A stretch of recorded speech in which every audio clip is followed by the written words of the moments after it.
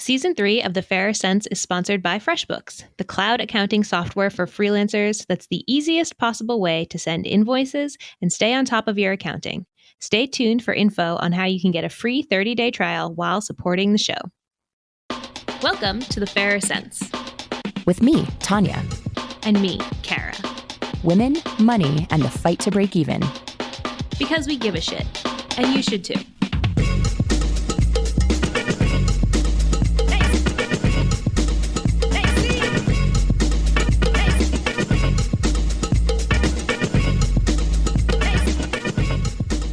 Today, broadening the conversation around financial independence and early retirement. Hey, Kara. Hey, Tanya. It's so funny that today we are going to talk about the subject that I think many people, when coming to the podcast, have assumed we are about, but we are not actually about, which is the acronym I actually hate, FIRE, or Financial Independence, Retire Early. As a grammarian, that term totally rubs me the wrong way, but that's what people call it, so we're going to begrudgingly use the term today. Oh my gosh, grammarian, what an amazing word. First of all. Also, yes, we are not a FIRE podcast. Obviously, you did retire early, and I am seeking financial independence, but that is not predominantly what the Fairer Cents is about. But today, we have lots of thoughts about it, so we are going to do a deep dive into the world of FIRE. Let's start out talking about what FIRE actually is for those who don't know. It's been having a bit of a media moment. If you do read financial press, you have probably seen some stories about people retiring in their 30s or 40s, or maybe you've seen stories about me doing that. But fundamentally, it's really about just stockpiling either enough assets or generating enough passive income, which is things like collecting rent on a property that you own, that you don't ever have to work again. And then whether you do or don't is a matter of debate, kind of a silly semantic one if you ask me. But some people really like the term early retirement. Others really like the term financial independence and bristle at one or the other. But really, we're just talking about people being able to save enough that work becomes optional. Little book plug there. Do you like that? So smooth. So smooth. Yes. FIRE really has been having a media moment, as you put it, for a while now. And it has popped up in the New York Times. It has popped up in the Washington Post. Lots of people are writing blogs about their journey to either retiring early or financial independence. And it's a very active Twitter community. So if you are interested in learning more about it, you can definitely hop on Twitter. Use the hashtag FIRE or head to Tanya's Twitter page and you can go from there. But it's such an interesting community and it's such an interesting topic because really, in some ways, people have done this for many, many years. People have opted out of work or out of kind of traditional lifestyles and done their own thing in many ways and played with their finances in many ways forever. And in some ways, it's a relatively new phenomenon where people have been able to say, hold up, I don't think I want to work until I'm 65, get the watch, and then retire. What if I can retire at 45? What if I can leave traditional employment and pursue passions that may or may not pay me for 30 years of my life? It is a fascinating concept. There are some very harsh economic realities that I think underpin it all. We already know that for the last couple of decades, 2/3 of people retire sooner than they intend to when they don't feel ready because they are forced out of the job or they get sick or they have to care for a loved one who's sick. And that's super common. There was new Urban Institute data that just came out that reinforces that and says it's even getting worse. It's now more than 2/3 of people retire before they intend to. So in a world where employee benefits are getting worse and worse and where there's no longer a sense that your company or employer is loyal to you, I totally get why. And I have a personal stake in this, but I get why so many people are saying like, gosh, I have to take things into my own hands. The safety net that existed for our parents or grandparents is going to in no way exist for me. And so what am I going to do in the face of that knowledge? Like, to me, there is a big element of that underpins the movement. And, then there's some other stuff of just like people making a ton of money, being selfish and not wanting to work, which is the bratty angle of it as I think of it. But I do think on some level, the idea of like, holy shit, the world isn't going to be there for me. Nothing's going to be there to support me. I have to do this myself is a very Gen X millennial mindset. in response to a world that has been deeply screwed up by our parents and grandparents. Absolutely. I know it is very big among a lot of my millennial friends to save up as much as they can to generate streams of passive income because things like pensions don't exist for us. And it is increasingly difficult to find a full-time, well-paying job with full benefits. A lot of millennials have been forced into freelancing. I myself fall into that category, and I've never had a job with benefits. I've never had access to an employer-sponsored 401k. My retirement is solidly on my own shoulders, which is terrifying in many, many ways and causes me not a small amount of financial anxiety. It's also something that I'm well aware of and I have been saving aggressively for retirement. It is, I think, the rise of FIRE now, the reason it's having such a media moment now and so many people are gravitating towards it now is because we live in this world where the safety nets have been pulled out of us and many people are on their own. Totally. And I think it's important to talk about FIRE from that place of looking at, there's such a stereotype, I'm so sick of it, of the entitled millennials. And I think that Gen X had that rap for a bit too, although people just weren't as into talking about generations so obsessively 20 years ago.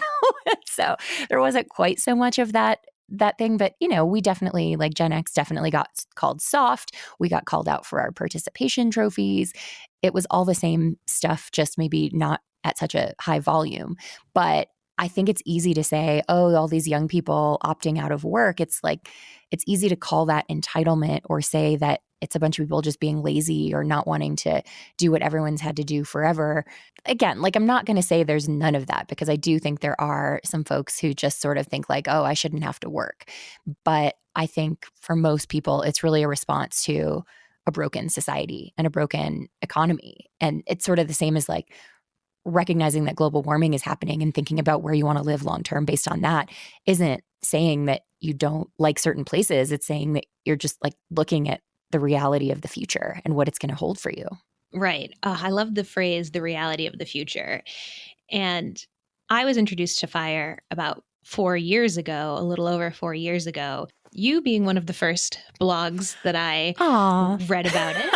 So yes, thank you. And finding the community on Twitter and getting involved in it there.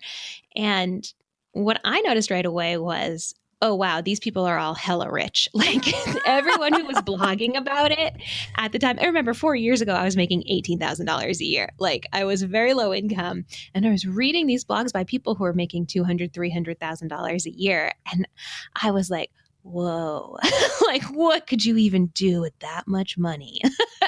The answer is use money as toilet paper. Oh my JK, JK. That's incredible. And that's how you get to FIRE. So episode over.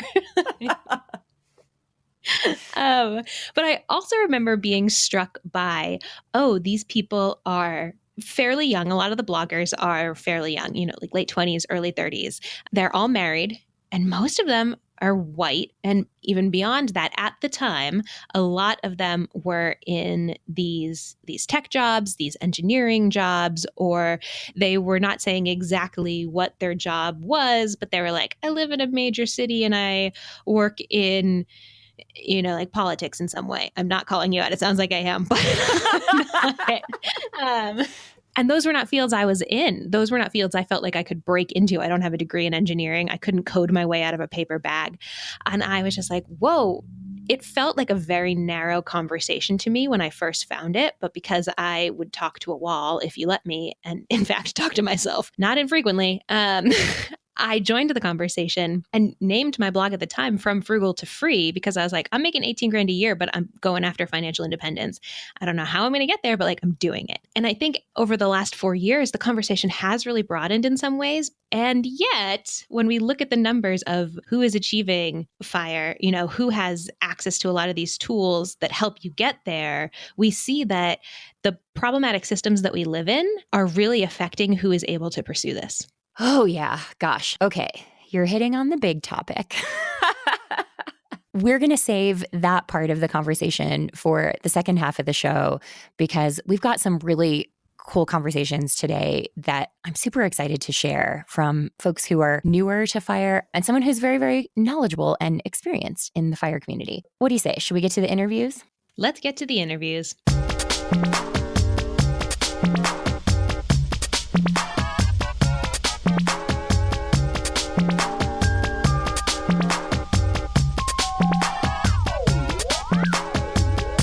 First up, I talked to Vicki Robin, the New York Times bestselling co-author of Your Money or Your Life, which is really a foundational text in the FIRE movement, really focusing on how to become financially independent. It's certainly a book that changed my life. And Vicki and I talked a lot about where the community is today and how the conversation can change. I think the retiring early part limits the field. It creates a hierarchy of how fast. It creates sort of a competitive environment and a hierarchy of who's the best person because it's like a sport that the goalpost is retiring. I'm sure you have experienced some of this as well, where when you interact with people who are in the FIRE community, I mean, I don't feel like I've met anyone who I don't like. Everyone has been really warm. You can have some of the most interesting conversations with people who are doing this. But then there's also this side of the movement, which is innately selfish and very much about hoarding resources rather than being generous or looking out for yourself and not necessarily looking at the societal barriers to more people being able to do what we're doing, or just even not acknowledging oftentimes that we are a lucky few who are in a position to be able to do this. I have a hard time kind of reconciling that with these wonderful people I meet at events and at meetups. I'm curious, first, if you agree, if you've had that experience, but second, how you kind of reconcile that or think about it. I agree. Everybody I've met pretty much to the person has been fun-loving and interesting. The major common denominator is that these are people who are intentional in their financial lives and maybe not as intentional in crafting a purpose in life larger than their job or their money. And I also just, since we're talking about this is a movement, I question whether it's a movement because there's no power analysis. There's no analysis of why the society is the way it is, that there's some lucky few who can become financially independent early, and a lot of people can't. The FIRE community doesn't even think about that. So without a power analysis, you're not like critiquing something. You're not challenging something in the system that really needs to be challenged. And most people I know in the FIRE movement, minimalism, just about any one of these, it's all about lifestyle, and people like touching politics is like, touching the third rail. If anybody still understands what the third rail is, it's like touching a hot stove. People don't want to go there. They're afraid of it. And I think in part it's because we know it's like going home for Thanksgiving. You don't talk about politics, or else you're going to just like explode your family into camps. So in order to keep this convivial community together, we just don't talk about it. But that just makes it a lifestyle trend. Not a bad one, really a good one. I think what we're doing is great. We're teaching people to not get in debt and get out of debt and save money and be responsible and know how much is enough. If only that, I think it's totally worth it, but it's not a movement. One of the things that I definitely observe, because I'm one of those folks who isn't afraid to kind of fight with people on Twitter or get into it. And so I've had the conversation a lot of times that tries to point that out of like, we can't, right now in the society we live in, not everyone can do this. And that is just a fact. And I'm not the only one throwing that idea out there. I certainly didn't invent that idea, but it is interesting how there seem to be those who acknowledge that and those who refuse to. And the ones who refuse to sometimes can get very defensive about it. It's interesting that there does seem to be a sentiment among some that if we acknowledge that not everyone can do this, it somehow negates your own accomplishment of it. I don't think that's true. I think it's still a huge accomplishment. There are plenty of people who could achieve financial independence who don't. I'm curious from your vantage point, like how do we turn that corner? How do we make it a movement? How do we do that power analysis and get ourselves to a place of acknowledging that not everyone can do what we're doing and start to fight to make this a society where more people can? about, I guess, a year and a half ago, I developed a policy agenda for the financial independence community. I call it FI for all.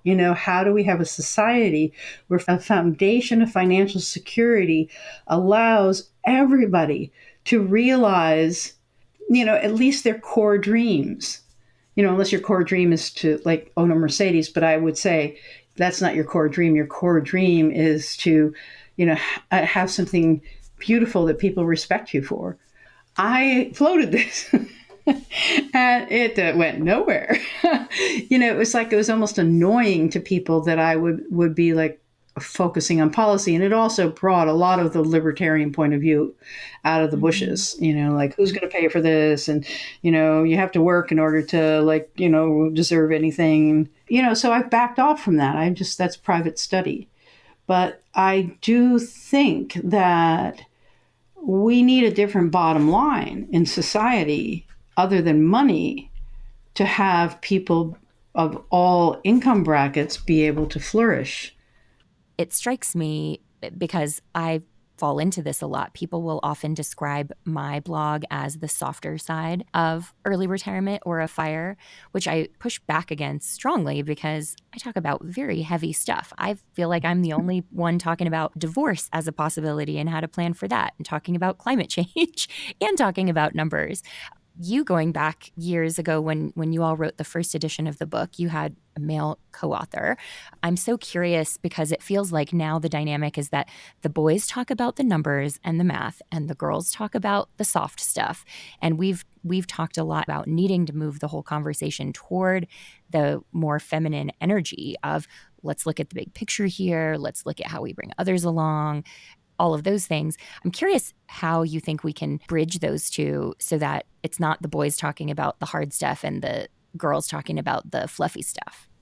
You can divide it up into the hardcore and the fluffy stuff, but basically Joe and I had the same purpose in doing this work, which was to liberate people spiritually, to liberate their time, to find out what mattered more than money, and also to liberate the planet from the complete drive to overconsumption that drives everything else. So it was two purposes, to basically liberate people for the inner journey and liberate society from the scourge of overconsumption. And so when you have a shared purpose, then your different personalities or your different approaches, it sort of rounds it out, so like I could answer a question that Joe didn't really even care to answer, and he could answer a question that I was clueless about how to answer it. So, I mean, whether it was the hard stuff or the soft stuff, whether it was like the drive to financial independence or the journey to financial self-liberation,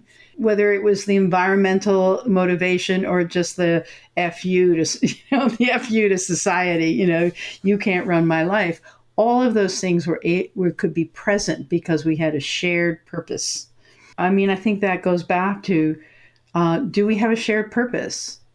And if we do, then, there's an appreciation in each one of us. There's the hardcore side and there's the more compassionate and relational side. Both sides are necessary. Both sides are necessary for things to work. You don't want to be too hardcore. You don't want to be too softcore. I was thinking that sounds odd. But anyway. So that's where those energies are irrelevant. To create something whole, you need all the keys, all the 88 keys on the piano. You need the low notes and the high notes. You can't write music only with low notes or only with high notes. So that's the thing. It's not like, oh, those guys are so hyper masculine. It's that if you don't have a balancing, what does it all mean anyway? Then hyper masculine can go into hyper rational, can go into sort of a heartless space. And nobody enjoys being around that, even the people who demonstrate it. And if you're just in like, oh, what does it mean? What does it mean? You may not actually pull yourself together as a financial being. And so I think it's a very interesting moment, and it'll be interesting to see who pulls these energies together and how. It's not like it rests on the shoulders of those of us who have completed a part of the journey called accumulating a nest egg. doesn't rest on our shoulders. These conversations are happening everywhere, but this is a particular opportunity because not many people in our society get out early. Running a business of one means you wear many hats: marketer, content creator, CEO, office custodian. There are many things that demand your attention, and you need all the assistance you can get. That's why cloud accounting software FreshBooks is so cool.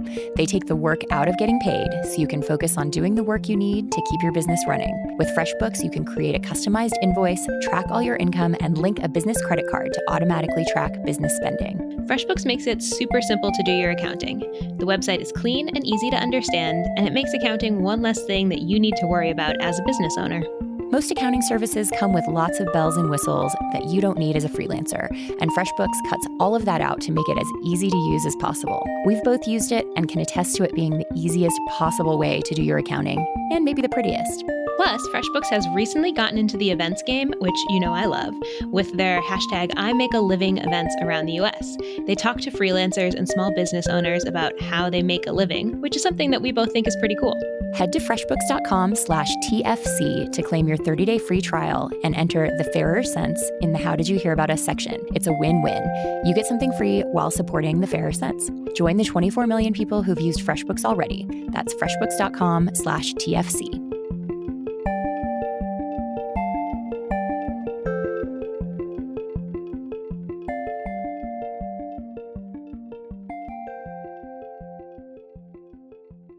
Next up is a panel discussion I hosted at FinCon 18, the financial bloggers conference last fall.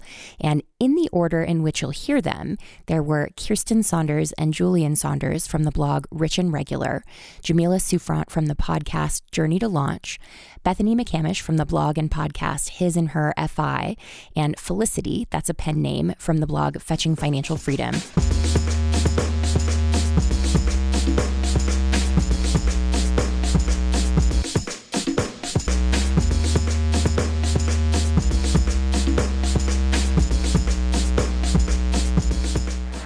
Okay, so we are here today to talk about diversity in the financial independence and early retirement movement, or what we probably, let's be real, should call the lack of diversity. And when I say that, the image, there was recently a New York Times story that talked about FIRE being really for white men in tech, and I took real issue with that, obviously, as a woman blogging about early retirement. But certainly, the thing to me that is so troubling about that is that it tells others that they aren't welcome here, that you aren't supposed to be part of the movement, that it's only for certain people, which I just really disagree with. So I'm just wondering, what do y'all think is the cause of that, and what do you think is the most important thing we need to be doing to boost diversity? I mean, I think the primary cause is that white men in tech really started the movement, and they're an important part of the community's history, but it doesn't mean that they're the conclusion. And so in order to get more people involved, we really have to amplify different kinds of stories and not get married to one way of doing FI. I think in reality-wise, there are people of color doing this. Maybe our voices are not as pushed to the forefront. It wasn't until now. I do feel like there are now, my podcast and their blogs that are now talking about this. I think in general too, it's also the wealth gap that we hear about, and the starting point for people of color. It might be a little bit harder due to some just systematic and generational issues of wealth. And so for them, maybe the concept of FI seems insurmountable. What does that mean? I can never have enough money to not ever work again. So I think one is breaking down that barrier and then reaching people where they are. And so, which is why I love attacking it from, yes, it's okay if you have debt, you can still start this journey. It's okay if you don't know anything, you can still start this journey. And I think when we approach it from the point of, let's meet you where you are, it doesn't matter where you start, then I think it can be more inclusive and have more people join in on it. Meeting people where they are instead of acting like we're all starting at the same place, which I think has been the way that FIRE has been talked about for way too long. The way that our society is structured is traditionally towards the white male who makes more money. And so as someone speaking for teachers, artists, women, people who traditionally do not make as much money, I think that it seems like a closed field for those reasons. And then I would say one of the most important things we can do is start education at a younger age. And as a teacher, I think that it's important to not just about finance, but about breaking down those barriers that cause women, minorities to feel like they can't enter a system or that it doesn't apply to them. And so I think that education at a young age is really important for that. We know that there are systematic issues, and we know that there are people that are out there that we need to welcome. You know, we shouldn't just put this on people of diverse backgrounds, like be louder. That doesn't work. Everyone needs to step up and elevate those voices and really bring them to center stage.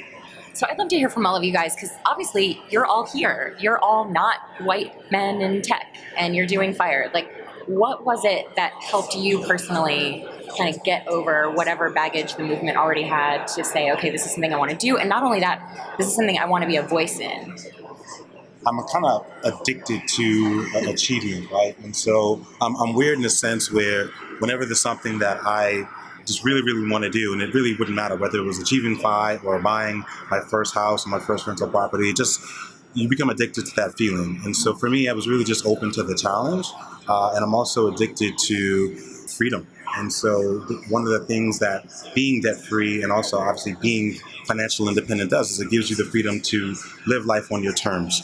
And once you get a taste of that, it's not really something that you want to let go of. And so once I realized that I could kind of compound that and share that with my wife and my family and others, it really became something that I wanted to not just live in, but to represent for my community.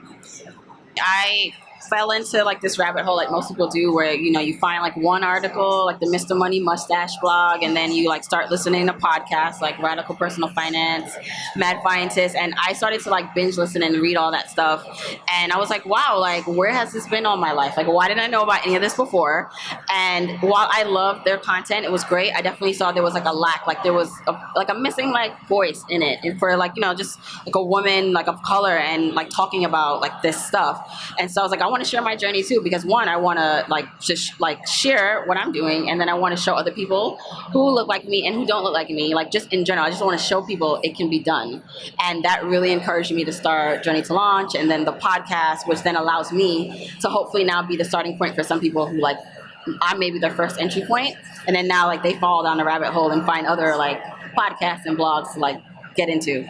I mean, I love how you're kind of like the best version of a gatekeeper. Like for so long, a lot of the podcasts and the blogs that have featured other people's stories have tended to go to the same pool of people. And I say that like fully owning that I have been one of those people who like has done all the podcasts. But I love that now you're like, okay, I'm going to build my own gate, and I'm going to decide who comes in, and I'm going to like bring in different people and share different stories. And I love that.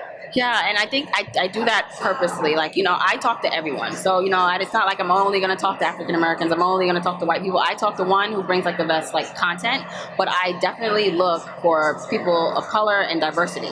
So I'm like purposely like looking for people. I remember when I found you guys, when I found the Rich and Regular folks, I was like, oh yeah, it's a black couple talking about FI. Like I have to have them on, because again, like I'm consciously raising up voices that I don't feel are talked to a lot and are not given that opportunity. So yeah, I'm happy that I can do that.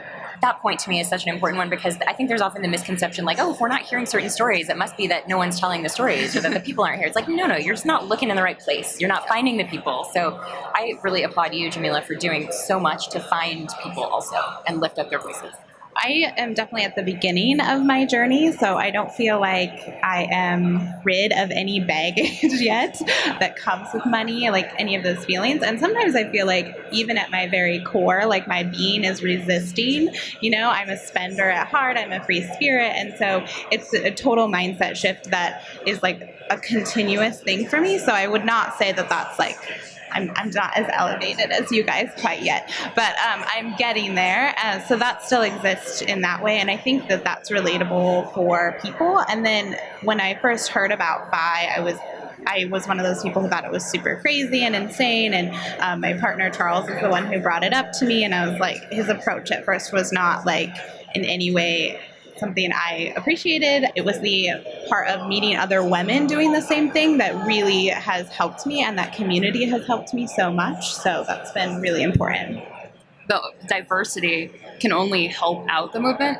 I think so much of the kind of core financial independence blogs have such a focus on the money specific aspect of it, and especially with the tech lifestyles. I'm actually in tech. I am an engineer.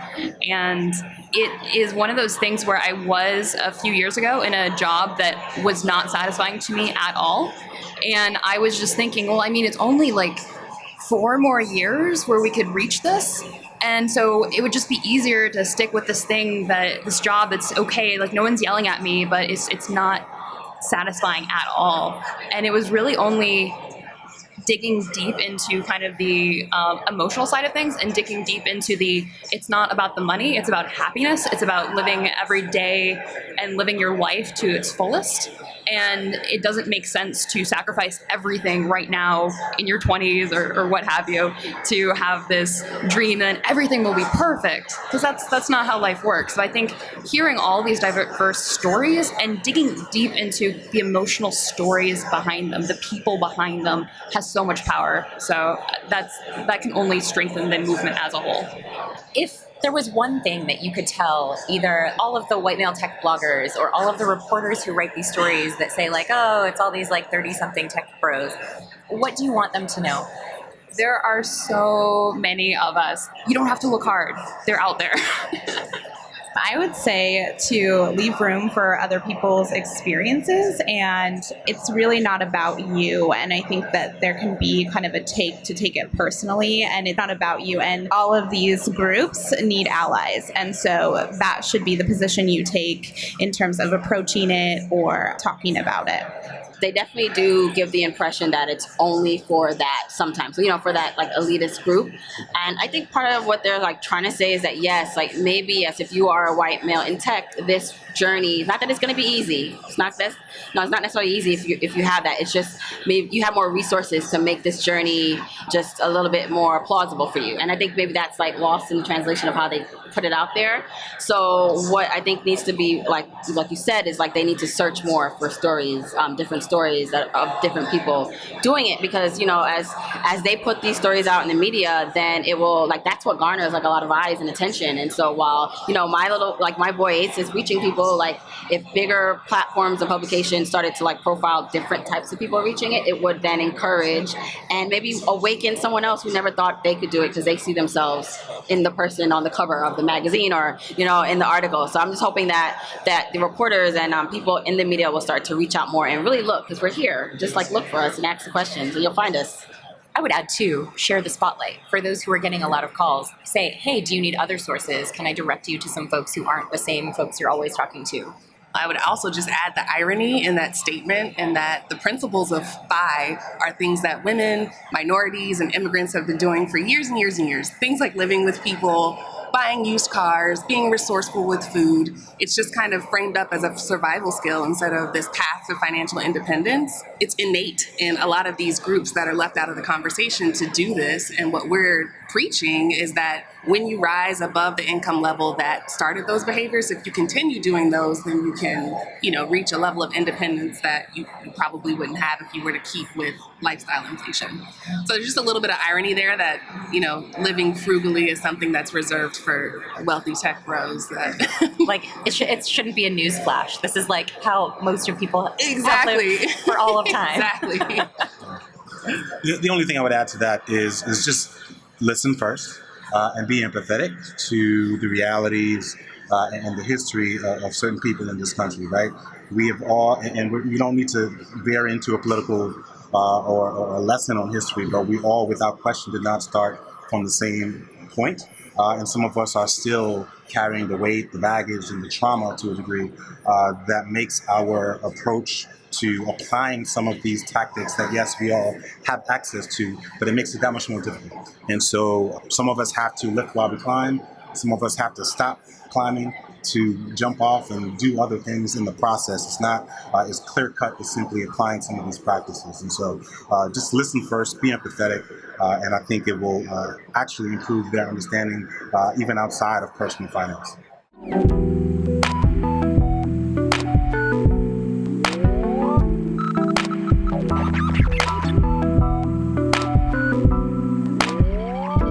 So since that conversation at FinCon happened, which I loved having, I was so honored that wonderful people were willing to talk. But since then, we've seen a lot more stock market volatility, a lot of record-setting bad days and record-setting good days. And it's been, I think, a stark reminder of how out of whack I think some of the conversations can get in ways that people do not realize are a big turnoff and are really tone deaf. Like the people who talk about big market crashes or the possibility of a recession looming as buying opportunities instead of as events that will devastate lower income seniors and working people. And that's something that I know, Kara, you feel strongly about too. Like that's something that we both are trying to burn with fire.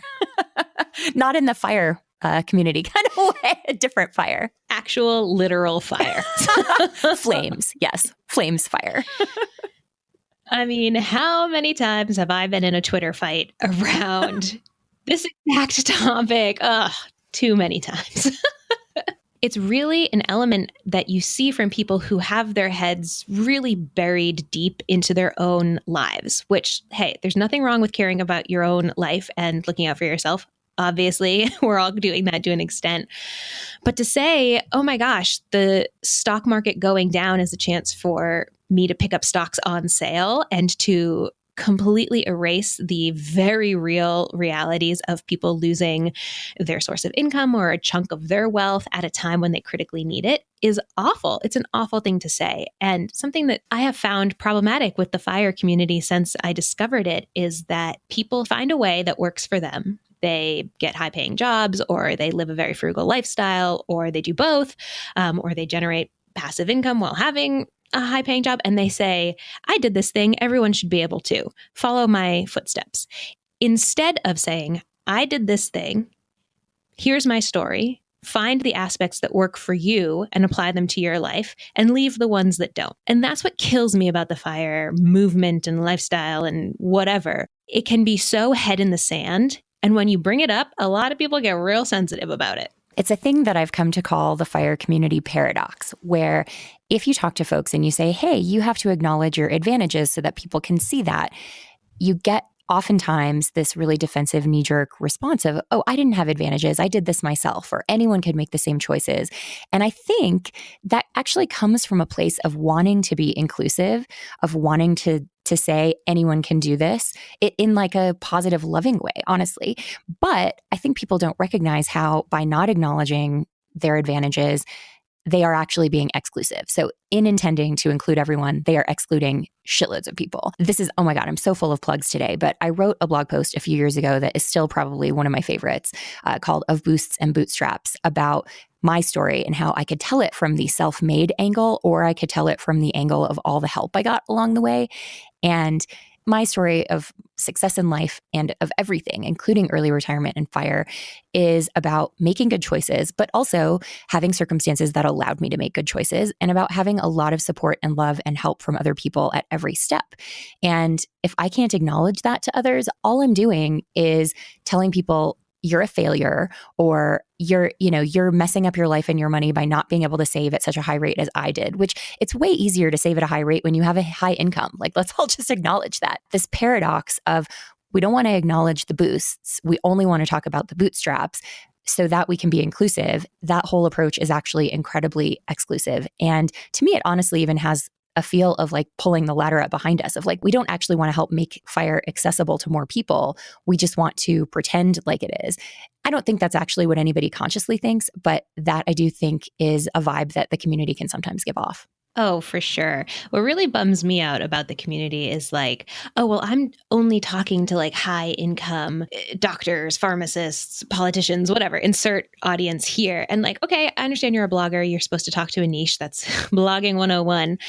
But it's like, if you really feel strongly about this as a lifestyle choice that everyone should be able to reach or should be trying to reach, like, you have to be having in some way the conversation with everyone. You have to be talking to the single mom who works 2 part-time jobs, $12 an hour and $15 an hour. If this is truly your purposeful thing, you have to be interested in broadening the conversation. And you also have to be willing to admit that the system is flawed and broken in many ways. And something that I've mentioned on this podcast several times is that my family was on food stamps for many years growing up. Something that I have failed to say, and so I take ownership of this, is that my mom was given a house. Like, The house that I grew up in was a gift from my grandparents.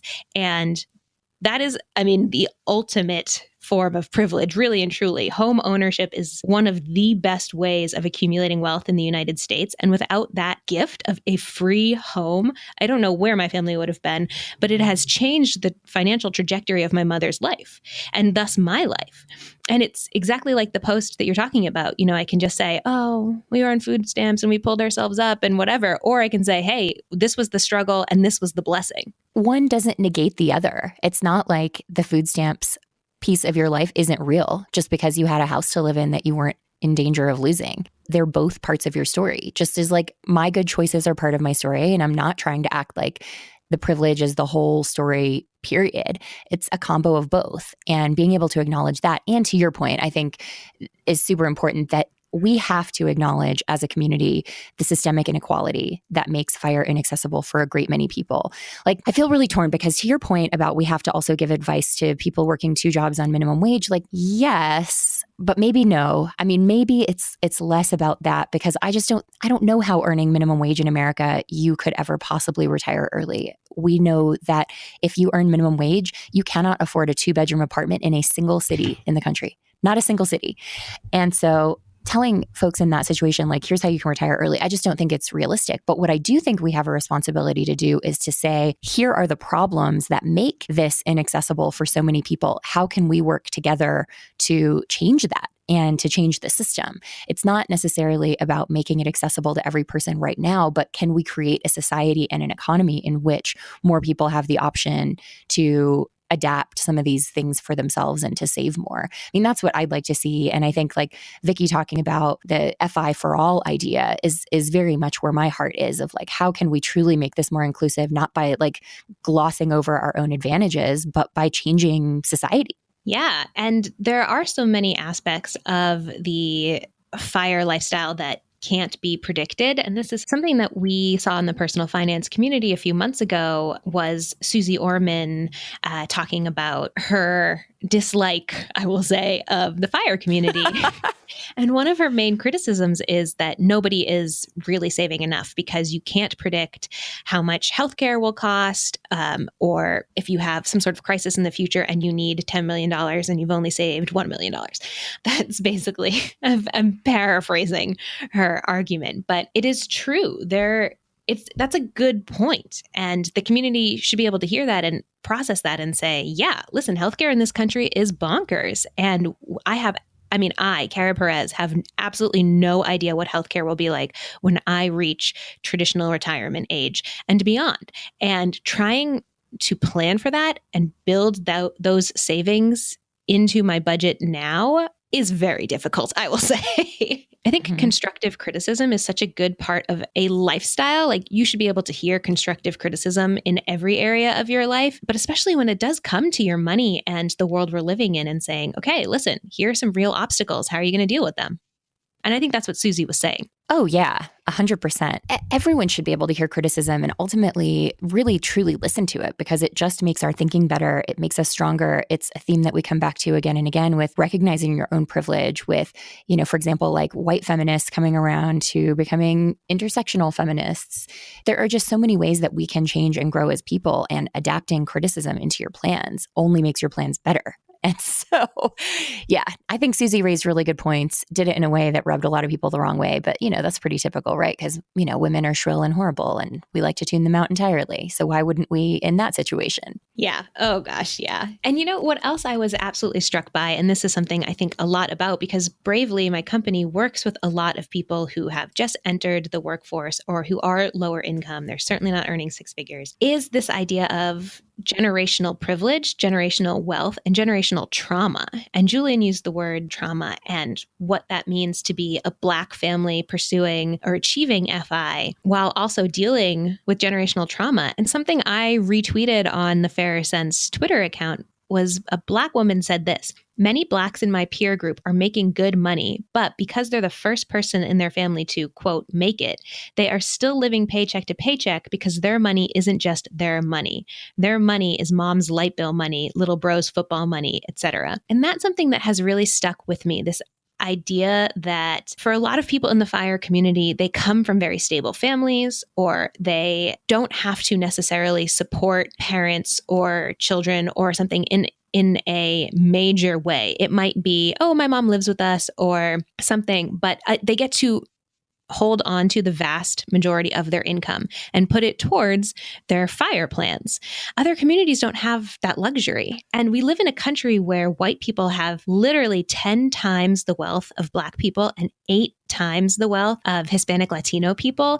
And that says something about who is able to pursue FIRE, right? So again, it all comes back to these systems that we live in. And when we talk about how can we be more inclusive in these conversations, how can we make sure that we are spreading messages that speak to many different types of people, we have to take into account these kinds of things. This really great piece that was on Vice a few months ago by Talia Jane called Most Money Advice is Worthless When You're Poor. And I love the subhead on it. It's Saving Tips Are Classist Garbage and Belong in the Trash. We'll link to it in the show notes. Please go read that. I think it's really important for people who are doing really well and are able to save at a high rate to be able to see experiences like that and to acknowledge that and to acknowledge that the system is broken and to think about how we can change that with our platforms and not just, like I'll jokingly say sometimes like your blog, Kara, is really helping people who are broke, who are struggling, who are learning how to live in the world. My blog is on some level like making the rich richer. I don't feel awesome about that. And it's similar when I was thinking about writing a book about FIRE. I didn't want to just make this like, here are all the ways that people with advantages can have more advantages. I wanted to think about ways that we can break it down and make it not so black or white. So it's not just early retirement or nothing. It's like, how can you work a little bit less? How can you take a year off? How can you semi-retire? How can you do things that are more accessible to more people than just be able to quit forever in your 30s?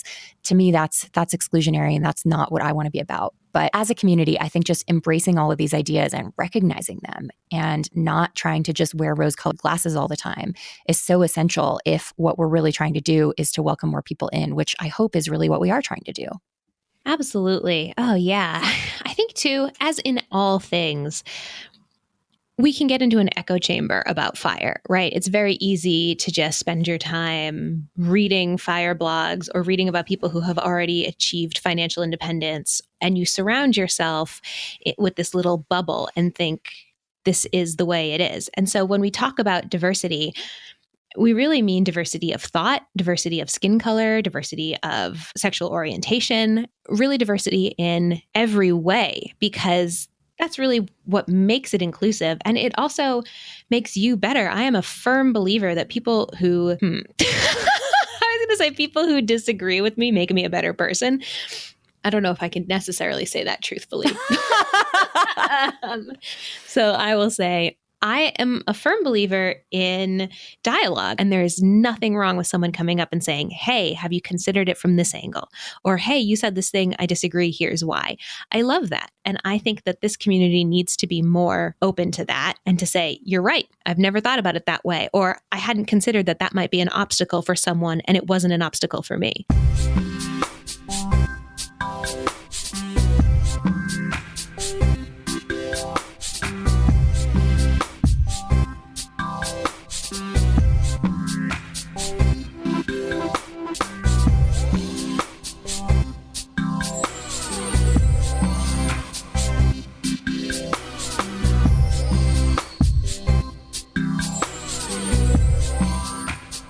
As usual, this is a subject we have no passionate feelings about whatsoever. Zero emotions over here.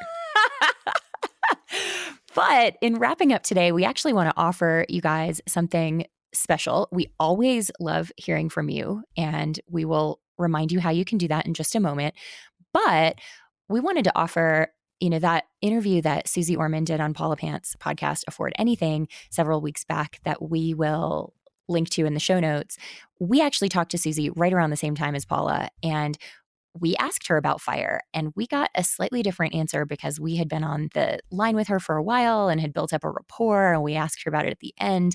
But if you would like to hear that part of the conversation, we will share it with you if you leave a review of the show in iTunes or your favorite podcasting app and send us a screenshot showing that you did. Or if you've already reviewed the show previously, you can get it if you show us a tweet or a Facebook post or something like that in which you tell your friends about the Fairer Sense. Does that sound fair? That sounds fairer.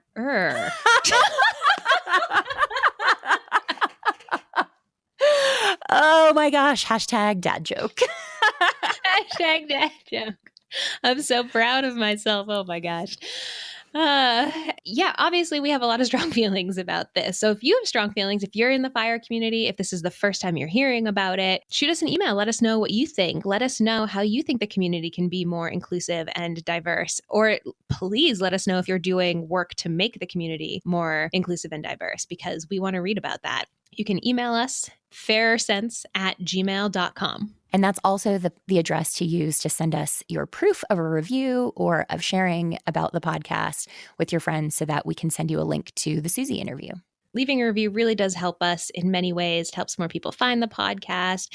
It helps us get sponsors to pay for us being here, creating this magical content for you. Plus, we love reading it, so we'd love it if you left us a review. Okay, well, you probably have to get back to your early retired life. So, and you probably have to get back to arguing with people on Twitter. Always. Oh my God.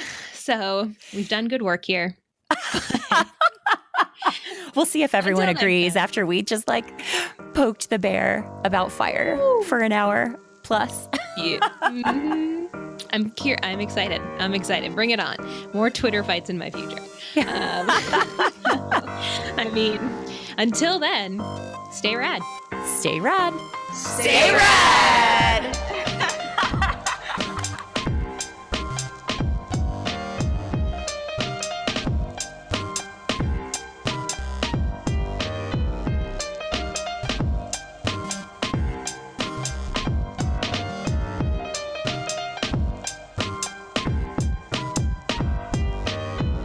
The Fairer Sense are Kara Perez and me, Tanya Hester. Editing by me. Our theme song is by The Insider. All other music appears courtesy of the generous and mysterious Breakmaster Cylinder. If you need music to license for your podcast or other project, check them out at breakmastercylinder.bandcamp.com. You can always find me at ournextlife.com and Kara at bravelygo.co.